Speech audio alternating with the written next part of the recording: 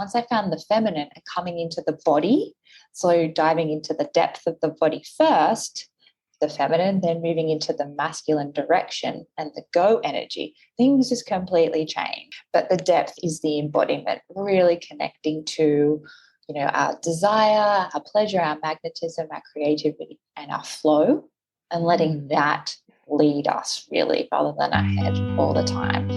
Welcome to Wild Flow, the podcast with me, your host, Charlotte Pointeau. I'm a wild feminine cycle coach here for the awakened woman who is ready to reclaim her body, menstrual cycle, and feminine power, and to live, love, and lead in flow with nature's wisdom. In this podcast, I'll share how you can live in sync with your menstrual cycle and life seasons, heal your relationship with your womb and rites of passages, and embody your wild feminine as a multi-passionate woman in life, mothering, and business. It's your time to flourish as a cyclical being in this modern world. Are you ready? Let's flow.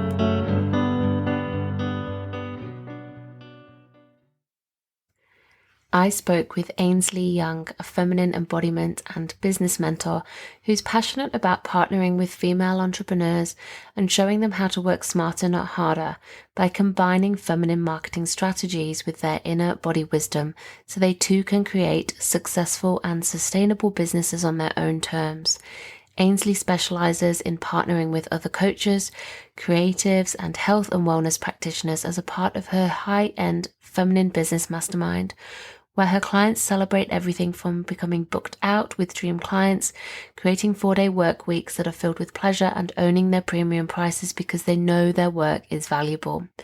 Ainslie can be described as a heart-centered strategist thanks to her university qualifications in psychology and marketing, her life coaching and feminine embodiment certifications, plus her extensive corporate experience in marketing, coupled with her own entrepreneurial adventure across product and service-based businesses. Ainslie and I spoke about how you can really lean into the feminine energetics of business to embody pleasure and rest and the cycles, particularly the menstrual cycle, to amplify your creativity, your productivity, and to flourish in a business without burning out. Ainslie shares some of the tools that she uses in her own business and shares with her own clients. And we talked about what it's like to juggle and balance working in our own businesses with raising children in an overseas country to home as well. I got so much out of this conversation and I hope that you really love it as well. Today we have got Ainslie Young on Wild Flow as a guest. I'm so thankful that you've joined us all the way from Singapore where you are today. While I'm over in Australia, it's really lovely to have you. Thank you for being here. How are you today? I'm really well. Thank you, Charlotte. Thank you so much for having me on your podcast. I'm really excited to chat today. Yeah, thank you. So I love to begin with a cycle check-in. And so I'd love to ask you whereabouts, either what day or what season or phase of your cycle you're in, and just how that feels to you today. Yeah. So I am on day 18 and I'm in my autumn, so like that early autumn stage. And I've noticed that I kind of have two phases to my autumn. That first half is actually it's not difficult, but it's more challenging than the second half because I think I find it hard to shift gears because I'd like to stay in the summer with the energy. But I think the more I'm aware of it, the more I'm like, I just have to dance into the autumn and be prepared to, close things down for this cycle. But I'm feeling pretty good. I went back to yoga today, so restrictions have eased here in Singapore and I could go to yoga this morning. So that felt really, really good. That's lovely. Thank you for sharing that. So I'm glad that you got to go to yoga. What a treat. And such a treat. In this time of your cycle too. I really love what you said about the first part of your autumn feeling more challenging. And so the second part of your autumn feels a bit easier, does it for you, once you've dropped into that? Yeah, I think it's like space. It's dropping in, and I know that and I can actually, there's that transition with my body too, that it feels like I'm like, I'm like really getting ready for rest now.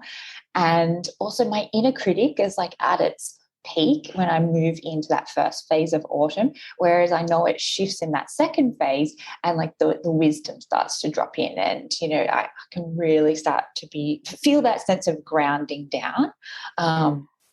So I look forward to that part of my phase, that part of that season.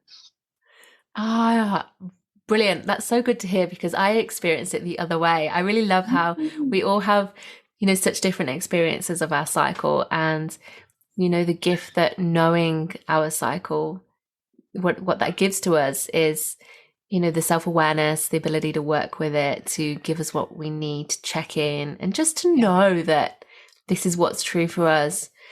Even if it's not true for other people, perhaps, but the compassion and the way that we can come from that really deep knowing.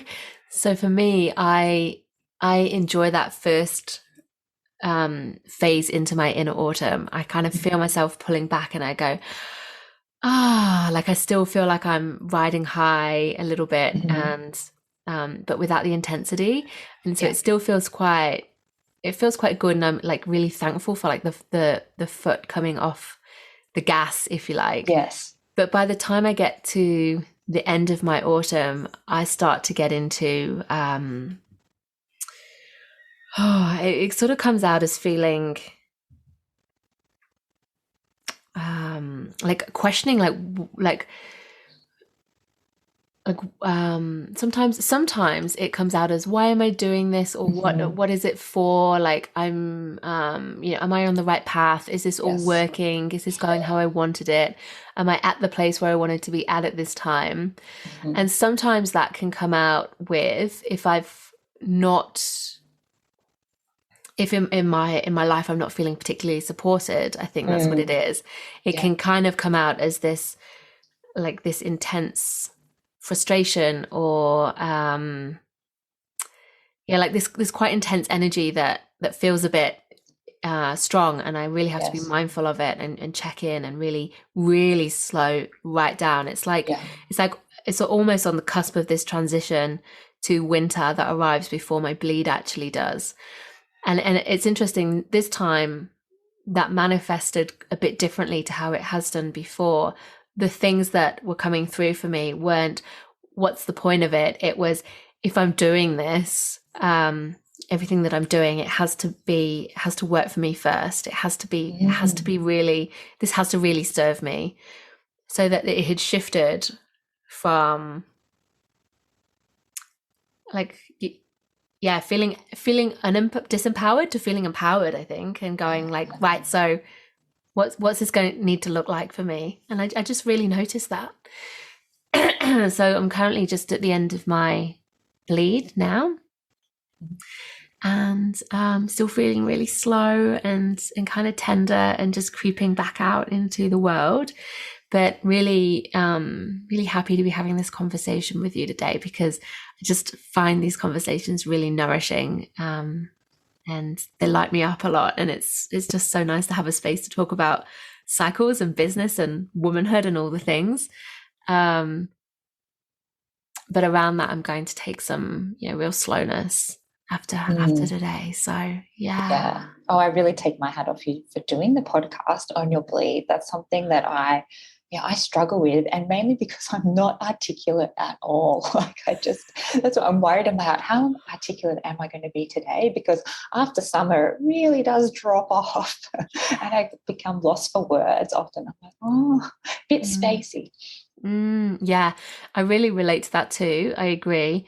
And I think, like before we started recording, we just dropped in, didn't we? We just did some breathing. And for me, it's that just permission to go slowly and to be where I'm at, and know that it's like, I might stumble for words, and I might kind of not be as on fire as I would be. But I really love trying to honor those differences, and to share how, because life doesn't stop. We still have to, it'd be so beautiful if we could all just schedule off like our whole bleed time, and and have that. But let alone the fact we've got kids, but even just as working people, it's not easy to do that. So my challenge is always like, what can we do around that, if we're showing up. And for me, it's really been about, we've just gone into lockdown as well.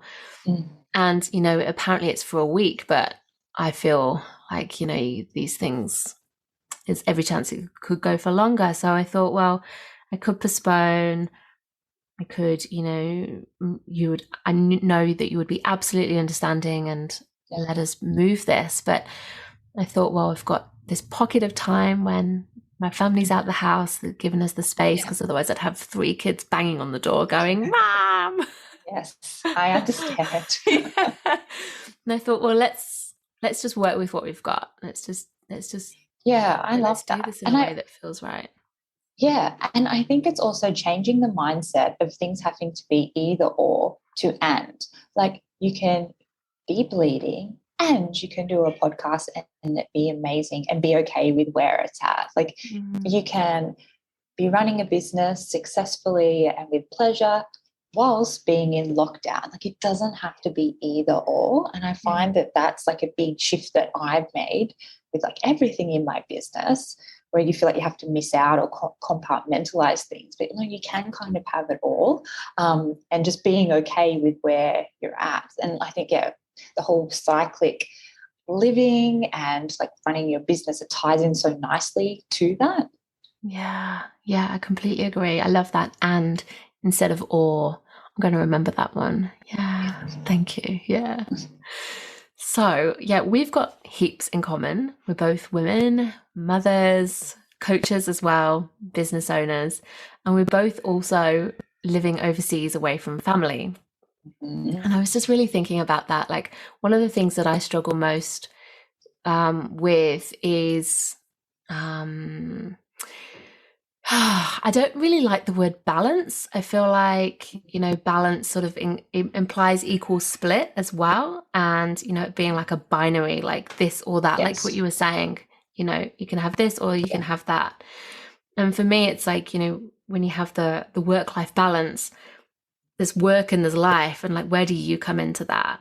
And, but really it's this sense of, trying to, live your life, look after yourself, raise a child, children, a family, and run and work in a business that you really love and you're really passionate about, and you're working with beautiful clients that you love to work with.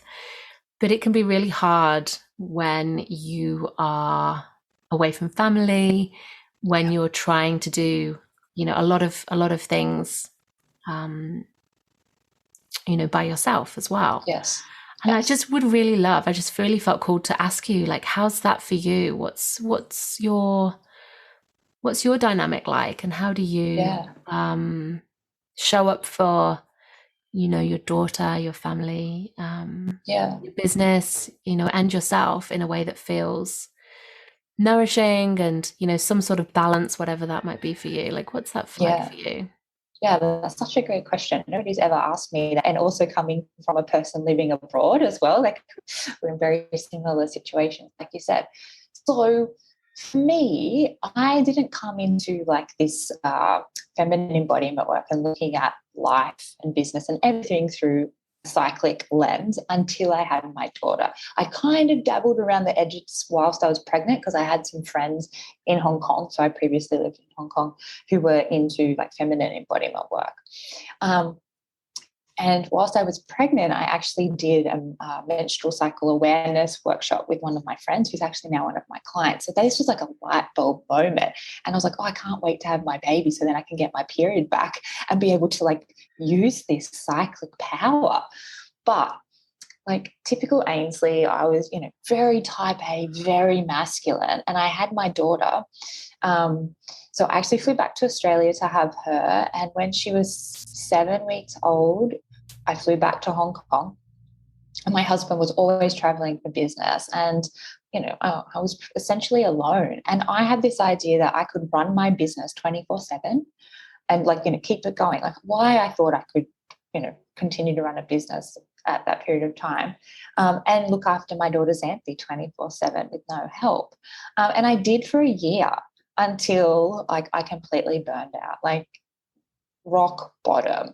And I went to the doctor, so like a local Cantonese doctor, and her recommendation was you need to get a helper, which is like a domestic helper, so like somebody who comes and like lives with you, which is very common, particularly in Asia. You have foreign domestic help. And I did end up, I relented, and I had a lady come 3 days a week to help look after Xanth and help at the house. And it was amazing. Like, oh, just the release and like being able to lean into support. And then we moved to Singapore, and it just wasn't possible. Like, I didn't actually want somebody to live with us. And so I went back to, caring for Xanthi, being by myself, setting up in a new country again, James going away, and I burnt out. But then I was like, Xanthi's going into preschool, and things changed again. But I've always had this boundary of I only work 3 days a week, and that it, like, Xanthi has to be cared for. So there's a split, and I've got time to work on my business. And even on those days that I'm, she's at preschool, I'll do things for me as well. But I'm very, very fierce with my business boundaries. Those 3 days are the only days I work, the only days I reply to clients. And that is what resources me, I guess, and allows me to have the capacity to do everything else in my life. Because I think so many women feel like they are their business and they don't see themselves as a separate entity, and it becomes all consuming and they burn out. And like, we need to have this separation that we are not the ones fueling our business all the time. It's separate, and we also have to let our business nourish us rather than the other way around all the time. So I don't know if that answered your question, but I mean, in the last 2 years, the more embodiment work I've done, the more pleasure has fueled my productivity, fueled my prosperity, and things are A-okay. In saying that, I really would love to be around my family more. I haven't seen them since January last year, thanks to COVID. But yeah, I just kind of make do with the friends that we've got here. My husband is really great, and I just lean on as much support as I can. I don't want to be superwoman. I'm done with that. It didn't work for me. Amen. Absolutely. I love that. Yeah. Yeah. I really hear you. I love that. I love that you said, there were a few things in there that I love that you said. You said about having boundaries that really keep you as being a separate being from your business, and so that you're not slipping into it, that being just an extension of you, and how that really supports you to be present for yourself and for Xanthi. And I think that's something that, I certainly have experienced, is that, particularly in the early days of growing a business and, with young children, time in my business, and because it's something that I absolutely love, and I know you do too. And, when you have a business that's really heart-led and soulful, and it can feel really nourishing to be in your business too. And it can be such a nice escape almost as well from those moments of like intense, immersive mothering. For me, it was, and it has been. And it's this kind of, I can carve out this sacred place for me within my work. Yes. And that can be good. And that can also lead to burnout as well. It can be good because it can be something that gives me a sense of being more multidimensional as a woman, and turning my experience and my passions and my journey into a purpose. But giving away so much, I think, especially in the mother season of life as well, when we are just energetically at that place of giving and creating. And I love, that you've brought boundaries up straight away as being something that's really important, because I completely agree. And it's something that I'm still dancing with. And sometimes I feel like my boundaries just are a bit too thin, and I have to really pull it back, to honor me and where I'm at in this season of life and business. And to keep it something that resources me and doesn't drain on me. And I think it's important to not acknowledge the season of your life and the season of your business, because often they can be very similar or quite different. And I realized that I'm like, I'm in the season of life, as you said, of mothering. Like Xanthi only has one more year until she goes to school, like full time. And I'm just going to make the most of it. Like I'm going to realize that 3 days a week is all I can commit to, and that is fine. But then I was like, it's not the either or. It's not like, oh, well, my business can't grow. I was like, I can work 3 days and my business can thrive. And it has. Like once I made that shift, I was like, yeah, I'm not going to stay small just because I work 3 days a week. Because now I'm thinking maybe I will just work 3 days a week next year when she goes to school. I was going to ask, is your plan Yeah. then to keep that, because it Yeah. feels like a perfect Yeah, it for does. you? Yeah, Yeah. I love that. I love that. I love that. So you call yourself a feminine business mentor, as well as an embodiment coach. But Yeah. what does it mean to you to embody the feminine in life and business? And Mm-hmm. how does it differ to masculine business energetics? Because you mentioned that embodiment was something that really brought you, you said since that point everything's been a-okay. Like what's that? What Mm-hmm. has it brought you, and what does it mean and look like? Yeah. Dropping into the feminine, both personally and professionally, has given me so much depth. It's given me a sense of like relief that I don't have to continually be on this linear trajectory of expansion and growth, like because everything is cyclic. And it's brought so much more richness and potency to my work and my life, and deeper connections. Like, so I'm really, from like a business point of view, in terms of how I run my business now and what I share with my clients, I come from a psychology background. I've got an honors degree in psychology, and I've got a master's in marketing, and I'm super analytical, great at planning things out, very driven and focused. But that was exhausting to me and also a bit boring. And once I found the feminine and coming into the body, so diving into the depth of the body first, the feminine, then moving into the masculine direction and the go energy, things just completely changed. And like, so the masculine work for me is like the feminine marketing strategies and all of that kind of work, the analytic, the mindset work. But the depth is the embodiment, really connecting to, our desire, our pleasure, our magnetism, our creativity, and our flow, and letting that lead us really, rather than our head all the time. And that's in both life and business. Yeah. So are you saying like there's a place for like marketing and business strategy, but really instead of leading from what you should do, you're coming from a place of what feels right in your body first, and then letting that Absolutely. lead? Because what I find with so many of my clients, they come to me and they're like, Ainsley, I tried this strategy, I followed it to a T. It just didn't feel good to me and it didn't work. And I'm like, yeah, because like you haven't dropped into your body of like why it doesn't feel good. So maybe you've had some past bad experience with some type of launch framework. Well, that needs to be cleared from your body, like, from an embodiment point of view, rather than, trying to say some affirmations and work on your mindset. So this is something like I talk about the toxic masculine marketing cycle, where we can pinpoint in there, like within our nervous system, where we can actually break the cycle. And because we're told that, for example, say like, I'm this marketing guru and I say to you, Charlotte, okay, you need to launch. This is how you should launch. And you're like, that just doesn't feel good to me, but I'm going to do it anyway because Ainsley knows what she's talking about. You do it and fails, you feel like crap. And then, the thing is, well, Charlotte, you just need to like tweak this with the strategy and work on your mindset and go again. And then the cycle keeps continuing and continuing until you burn out or you give up. But if you come at it from the point of like, well, how does this actually feel in my body? What needs to be released, or what do I need to expand into? And also your capacity, like, do you have the capacity to launch right now? Where are you in your menstrual cycle? But coming from a place of like your desire and what it is you want and the energy behind it, that's where you have successful launches and create successful businesses that are sustainable and pleasurable. Does that make sense? It makes absolute sense to me. And I love that so much.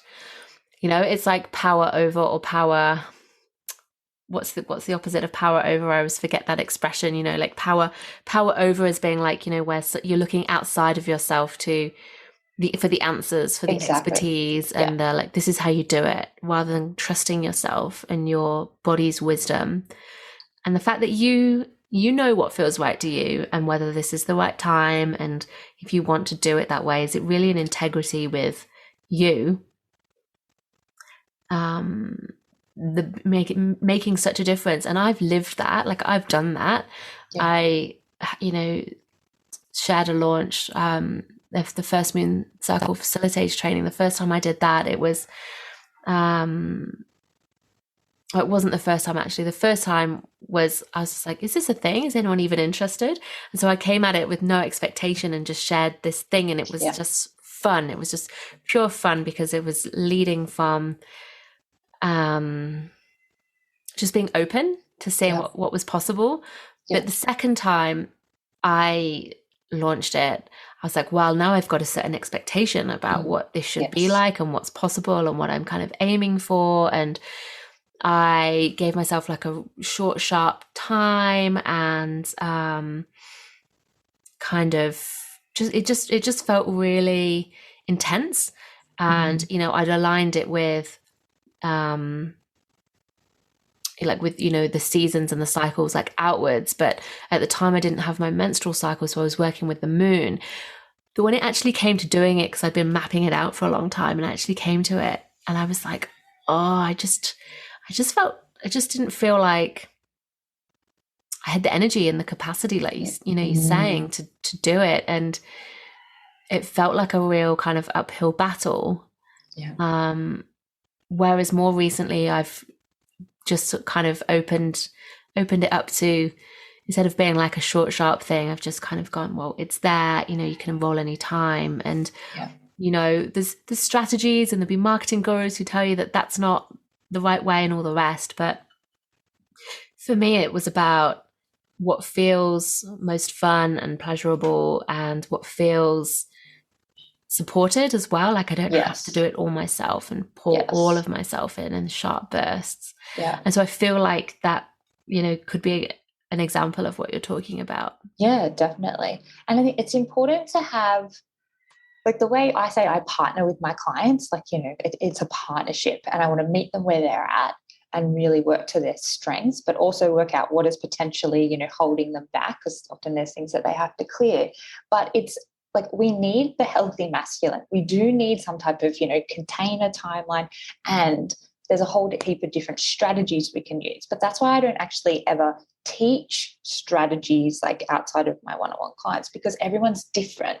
Like, you compared to somebody else and somebody else, like, I want to meet you at the depth of your body, know what's going on, what your desires are, and say, hey, like, here's a smorgasbord of different things you could try. What would actually feel good? What feels exciting? And then let's customize that, because there's always things in a strategy that will work versus won't work. Like, it is an art and a science, like the whole business thing. But rather than just, you know, leading blindly and saying, you know, X told me to do this, I'm going to do it. Like, you really have to feel it. It's that energy piece is so critical. And going back to what you're saying about, you know, that first launch, which went really well, versus the one that was a bit more contrived, like 80%, like the success formula is like 80% calibrating your body for success. It's in the depth, the embodiment, and 20% of the doing. Like, if you can just spend more time really working on your energy and feeling good about what it is, the less doing you have to do, and the more successful it will be. Yeah, I love that. Yeah. So spending time being in your body and feeling like supporting yourself, your energy, and creating, like, it's not about, you know, increasing your capacity, like your, you know, to do more. You're not looking after yourself to then go and do more. It's like looking after yourself and really tuning in with what feels right. And, you know, creating that, you know, like, you might call it like magnetism almost. Magnetism, absolutely. Is that what you would, tell us about that. Being in, so, you know, we hear about the law of attraction and manifesting, which is often more like through the brain logical, whereas magnetism is a felt sense in your body, whereas like your heart is actually the most magnetic part of your body. And like there's the Heart Math Institute, which has got all of these scientific research around the actual magnetic field of your heart and your body. So it's about, kind of from a scientific point of view, unraveling your nervous system so you can get it into a state of being open to receive pleasure and feel that throughout your body, and then magnetize your desires so that your energy essentially is on the wavelength, the frequency of what it is that you desire. And that's when you hear people talk about the quantum, where you can collapse time frames and using your body essentially to magnetize, what it is that you're wanting to happen in the 3D world. And like that's what I share with my clients, and they're kind of blown away by what they can achieve by doing that. As well as the doing, but not focusing so much on the doing, because we always think like, well, it's not working, I've got to do more, I've got to give more, like what else can I do, rather than like, okay, what is it within my body that I need to do, what do I need to calibrate in terms of like the offer. Your offer might not be right, and you've got to change that cyclically in your body that you might not be open to receive. All different things. But that's like, to me, this is like the super exciting part of business, this depth and using your body to magnetize your desires. And then the strategy piece is always nice because it's like puzzle pieces coming together. Yeah. I feel really excited by the way that you're describing that. And I really feel that too. It's like, this is where the fun is. This is like where the, you creating something that feels really alive and exciting for you, and then being able to share that, and that being really felt. People can feel it. Yeah, it's the resonance. Yeah. And your point about us needing the masculine, like the container, we do, like we need that to hold us and to guide us and to shape us and to let us be that feminine softness, to like flop and splash within it. But again, like not tipping into, like having that as like the healthy container, like the healthy, it's there to support, it's not there to take over. Yeah, exactly. And I find too, with a lot of clients, it's kind of like a trauma response. They can swing from one side to the other, from like being super in their feminine and then like super in their masculine. And often like the women who are like really in their feminine now, it's because they've like burned out in the like ultra toxic masculine way that we seem to live our lives, which is understandable. But you do need to come back into some type of a balance, because otherwise when we're hanging out in the feminine, we don't get shit done. We just don't. Like, oh, everything's so lovely and magical, but I don't actually really want to do anything. And I love that space, but it's not helpful all the time. So something that you mentioned in there as well was about being in the doing, and about the toxic masculine, like the patriarchal culture that we live in.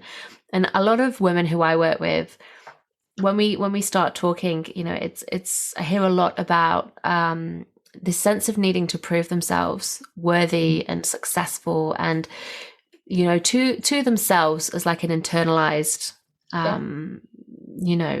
measure of success, or like this pressure. But it really comes from outwards. And like as a woman who's multi-passionate, whether she's got her own business and whether you've got children or not, and is looking after self and all the other things that she's interested in, there's such a lot of pressure to stepping out of perhaps an employed role, whilst mothering, having this time and the investment energetically, financially, time that needs to be put into that first season of, or the early seasons of business. There's this real pressure that it keeps coming up over and over again to prove that that's okay and that it's worthy, and they don't have to. It's like this pressure to earn certain money or to bring in certain numbers of clients to like justify being in this business. And for me, it's like it comes back to, like I say, those patriarchal measures of success and worthiness, but it's doing a lot of harm. So I'd love to ask, in your journey and with the clients that you work with, how do you encourage women to honor that and to sit with that? Is it through a cyclical approach, or is it like, how do you build worthiness in that? Yeah, that's a experience? Really great question. I actually came up with these feminine metrics of success. So this was like early last year, and I'd had a successful launch in the fact that, like, from a monetary point of view, it was successful. Like, it wasn't like uber amazing, but I felt good. But I realized there was all this depth. Like, it felt amazing. And I was trying to tell my mum that, like, my mum just wants to know the dollars and the cents, how many clients or how much did that make? And I was like, there's so much more to how I'm feeling and to me how impactful this launch was for me personally and the audience. And then I kind of stepped away and I'm like, all right, what are these other things? And they were like things like connection to myself, like how connected I was to my body throughout the whole launch experience, how connected I was to my audience and to my message and my mission. And then, like, what was the impact of the launch? Like, how many people did I help from a place of service and it was free? My visibility, like, how did that expand? Again, and having the ripple effect. Was my launch or was my business creating a community? Was it equitable? Was there diversity? Was I being inclusive? Like, all these different things that are not, clacked upon from, like, the patriarchy, that they couldn't give two hoots about. But to me, I could feel all of these. And also, of course, how pleasurable was it? It was so pleasurable. I loved the whole experience. And just using these different metrics, like, and I build them into when we're doing, like, our quarterly business planning and reflection with my clients, like, also looking at that. We're looking at the revenue and the stats, etc., but these things as well, because I feel like these are really great foundation blocks that help build your growth, and it feels good. Because if we're just focusing on those metrics, particularly early on, it can be very, very deflating, although the numbers are very key to get clarity. But this helps build worth, because you actually can see in other different ways, shapes or forms, or through a different lens, that you are contributing, you are having an impact despite the revenue at this point in time, and it feels good. Does that make sense? Yeah, it makes absolute sense. I love that. I think it's such a it's such an antidote to capitalism, and it's got to be all about output and money, and it's really damaging that this gets placed upon us, especially at a time when we need to be encouraged to do what create these heart-led businesses, because this is it's such a contribution to not only us and our families, but our communities and the ripple effect out into the world. And to be supported as a woman who can have children and have a business, and in times like this of COVID and lockdown, like, just how much harder it all is. Yes. These days we can do anything and we can be anything. Yes. But that pressure is gone from, as women have had rights over the years, now we are kind of expected to do everything and be everything. We can, so we should, but that's actually just not helpful, and it's smothering. So I feel like, those metrics are really powerful, really amazing to hear. Thank you for sharing that. I'm just like, yep, 100%. I really feel that. Yeah. And also just valuing motherhood as well, and, like, our contribution through our mothering. Like, that was something that I never, ever really considered until the embodiment work. And I was like, yes, well, I might not be making X amount of dollars and contributing equally to my husband, but who's doing all the work? Who's raising our little being? There's so much value in that, that society doesn't necessarily value themselves. Absolutely. Yeah. Thank you for pointing that out, because you're so right. And, so for us to be doing paid work and unpaid work and caring, and it's massive. It's a massive load. And then to have this added pressure of performing and succeeding in these very patriarchal ways it's a lot. So I really love what you've said about bringing pleasure in and inviting pleasure in. And, I was raised and by people who, parents who worked and had businesses, and around me, my whole life has been people who have businesses or been employed, like, all of us, everyone around us is most people are working. But what I've always heard by most of these people is, how hard it is to work. Like, work is hard. Like, it's so hard. Like, I've got to go to work. I've got to work hard. Just always coming back to it being hard, which, this idea of pleasure is like a, massively rebellious and like the complete opposite. Yeah. And I think for a lot of people, like the idea of like having pleasure in work is probably a bit of a like, what are you talking about? Yeah. But the power of doing that and leaning into that, like, what's that look like for you? Like, how's that been for you? And how do you lean into pleasure in your business? Yeah, really good question. You've got really great questions, Charlotte. Thank you. Well, I think like where it really came from was I saw my dad, who was in, he worked for like a mining company, and he was in like the same role for so long and got paid very well, but he hated his job, and it made him miserable. And when I first started working, when I left uni, I was like, I realized you spend so much time at work. Like, why do you want to spend so much time at work and be miserable? I'm like, what is the point of this? And then when I had my own business, and you always think the grass is always greener, and you go into business and you're like, oh, this actually is quite demanding. There are a lot of things to do. But I was like, no. Like, I want to shift this. But for me, like, again, the pleasure thing came when I really dived into the feminine embodiment work. But like, pleasure is, again, a felt state. So lots of people, associate it with sex, but as we know, it's a felt state, and it comes down to our senses. So it's this sense of sensual aliveness and bringing in our 5 different senses, as well as feeling it internally.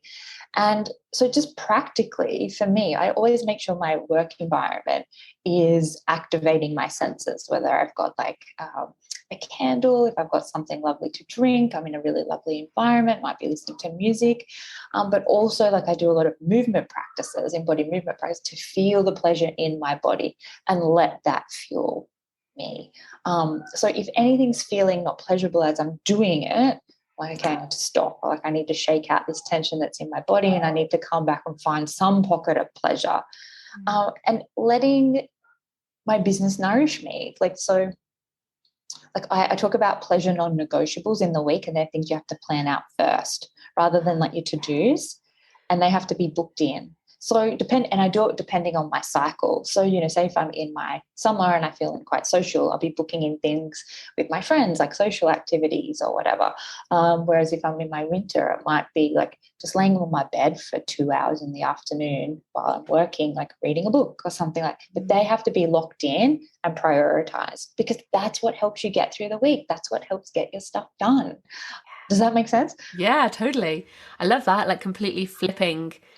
Instead of going like, what's the non-negotiable work task, and people talk about, I can't remember what the expression is, but getting the really like the things that you least want to do. Yeah, they call like eating the frog or something. That's the one. Yeah, doing that in the morning and like just getting it done, and then having that sense of like, well, I've done it now, but like that's not pleasurable. That's confronting, and then that's something that you're leading from that place of like discomfort or it being out of alignment or out of integrity with exactly what feels good. And why are you doing something that doesn't feel good to you anyway? Is it just a task that you're not good at?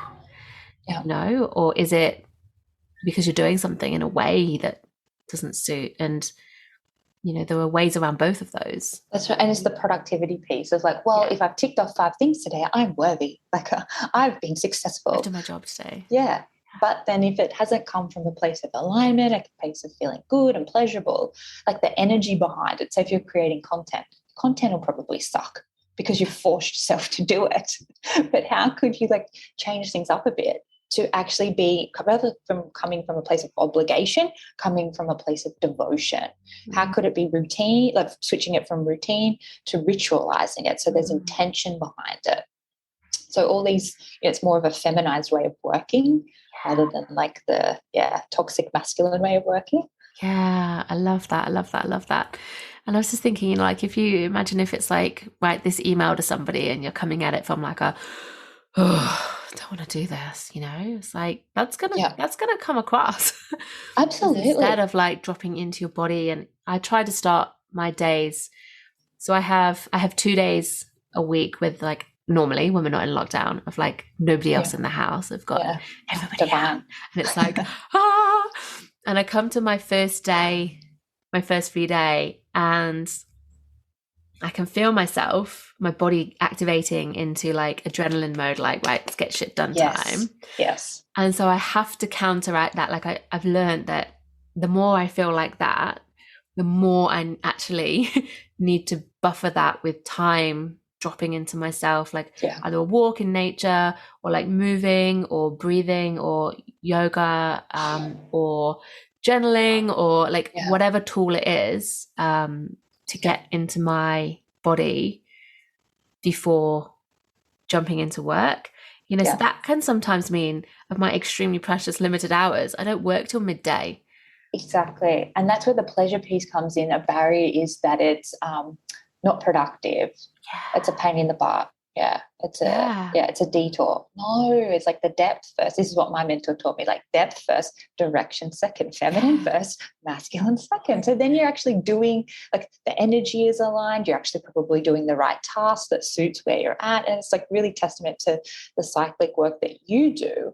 Because even like when you're saying about the email, I know that when I'm in my autumn phase, because I'm like, just get stuff done, wrap it up, I can be very blunt.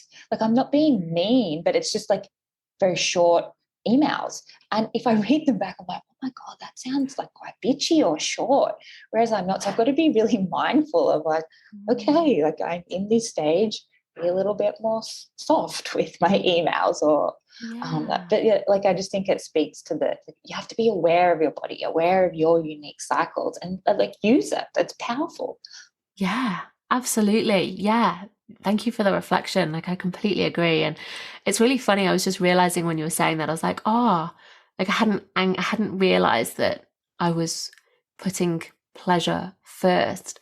I was seeing it almost as a way of like, I don't enjoy, yeah, again, it's pleasure. I don't enjoy working from a place of, oh, I've got to get this done. It just Yeah, can't, it doesn't come out. And I think so much of it, our work is, it is, I mean, everyone's work, but especially when you're, working in like um, as a coach or a space holder or something like that, where you're supporting people, yeah, like, it really comes across the energy that you're in. And yeah. so, having that as like, having your cyclic energy as like an ally is, um it's like divination almost, or like a buddy in your business who's like working with you. Or Absolutely. it can, if you don't have the awareness, it works against you. Yeah, and that's what I love with my clients in my mastermind. Everything is tied back to our cycles. Like, I'll ask them, well, where are you in your cycle? But they'll say like, oh, I'm feeling really anxious at the moment. I've got this inner critic, because they know where they're at in their cycle. And so it just helps, like it feels super supportive to them, and it helps explain a lot of what's going on for them. Mm, So definitely an ally. yeah. And so, like, you obviously work with your cycle, and it's something you talk about and teach and, guide Yeah. other women to do it as well. Um, would you give us a little sneaky peek into what your favorite cyclic either rituals are, like personally or like in business? Like, what might you try your best to align with certain phases Yeah. of the cycle? Yeah. Definitely launching.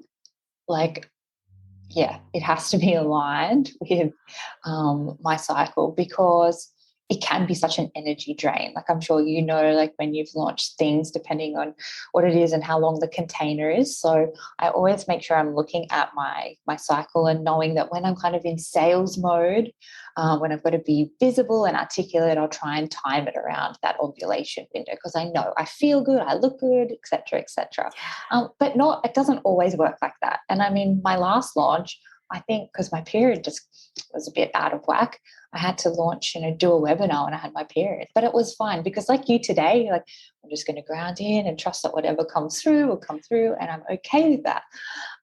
But what I really do like to do is like I've got a weekly pleasure and productivity planner. So each Sunday night before the Monday kickoff for the week, like I drop into my body first and I like, where am I in my cycle? And I use that as my starting point. So I know like my energy is going to be great, or this is a great week to create content, etc. And I know and then I'm like, what's my intention? Like asking my body, like, how do I actually want to feel this week? And then I move into my pleasure non-negotiables, so book those in.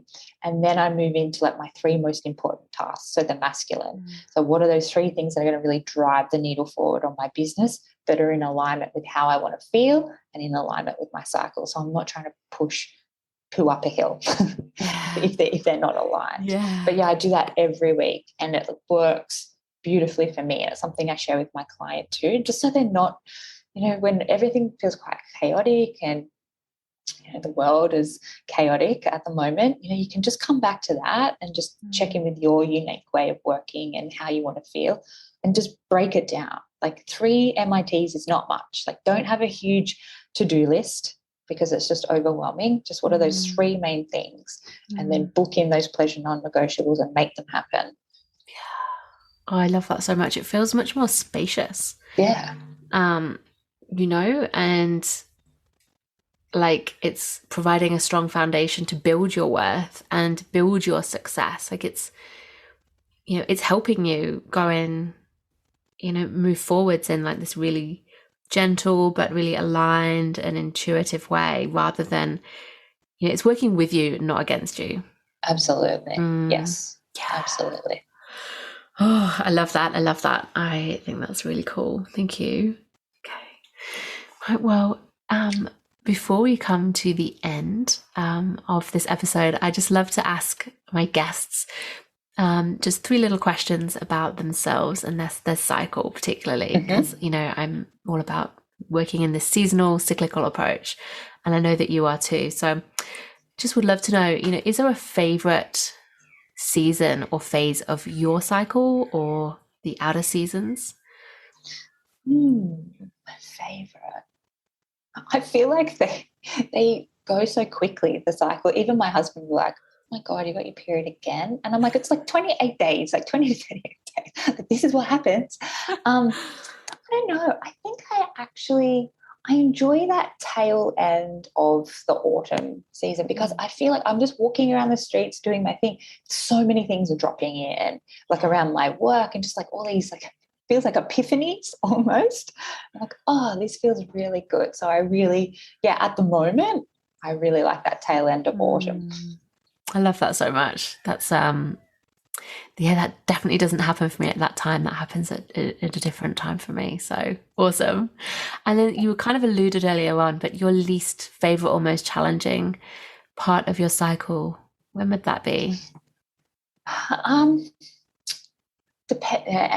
as you know, the more you look after yourself in your winter, the better your period will be the next time in the whole cycle. So if I haven't looked after myself and I feel unwell in my winter, that's not good. But I have a challenging time dancing lightly from winter to spring because I can be like, okay, back on, like go for it.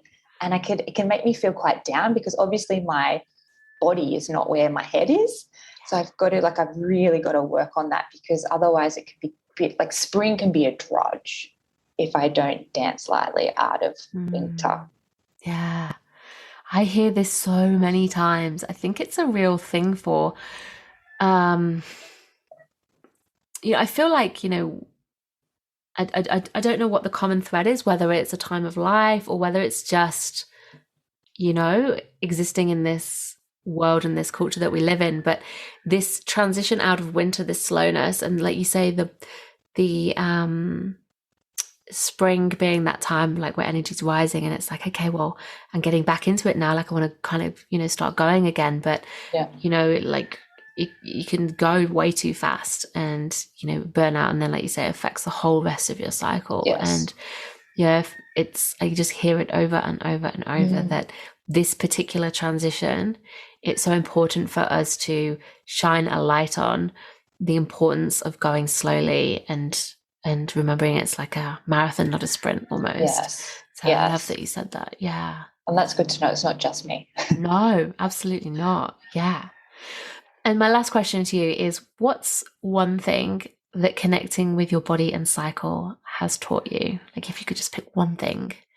Oh, the permission to rest, and that it is okay to rest. This was like the revelation when I first came across cycle work, that when my friend and the menstrual mentor said this, it was the biggest relief in the world. Like, I was like, oh my gosh, like, I am meant to rest. I am allowed to rest. It is okay, just the permission to rest. And then knowing that from this winter, from the rest and the restoration, things will grow. Like, that's been a revelation, absolute revelation. Very simple, but very powerful. Very simple, but completely eroded from our, the way we're raised, the way we're taught, what we keep being imprinted with, Exactly. the messaging. So thank you so much. Thank you. I've just had such a beautiful conversation with you. I've really, really loved chatting, Ainslie. Thank you so much for being here.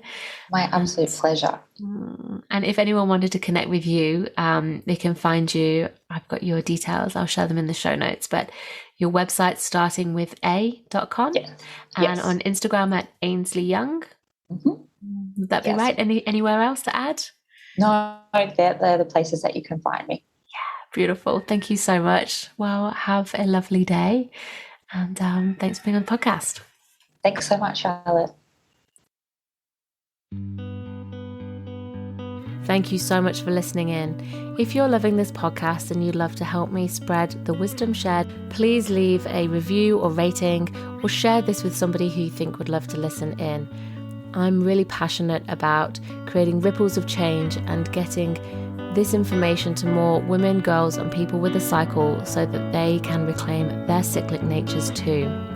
And if you'd love to dive in deeper with learning more about how to connect with your cycle and rites of passages, come and join our free Wild Flow Circle community, or choose a course and learn with me on my online learning hub.